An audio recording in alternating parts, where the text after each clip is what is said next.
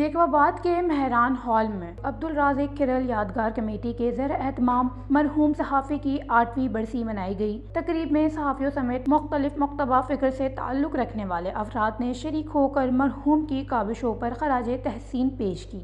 तकरीब से खिताब करते हुए अब्दुल रहमान आफरीदी, अब्दुल हई सोमरो, मैडम कमर बानो, मुंसिफ शेख और दीगर ने अब्दुल राज़िक खिरल की सहाफ़ती खिदमात पर रोशनी डाली। तकरीब के शुरा में मरहूम सहाफ़ी की ज़िंदगी पर लिखी गई किताब तोहफे में दी गई, जबकि मुख्तलिफ शोबों में नुमाया कारकर्दगी पर तारीफ़ी सर्टिफिकेट भी दिए गए। अब्दुल राज़िक खिरल यादगार कमेटी के चेयरमैन जाहिद खिरल ने इस्तकबालिया पेश करते हुए कहा कि अवाम सहाफ़ी की तहकीक से सच जानना चाहती है और हम इस जिम्मेदारी को निभाने की कोशिश कर रहे हैं। हक़ाइक़ पर मुबनी सहाफ़त पर मुश्किलात आती हैं, जिसका सामना करने का हौसला अपने मरहूम भाई से मिला है। कोशिश रही है कि शहर के मसाइल को उजागर करके हल कराएं।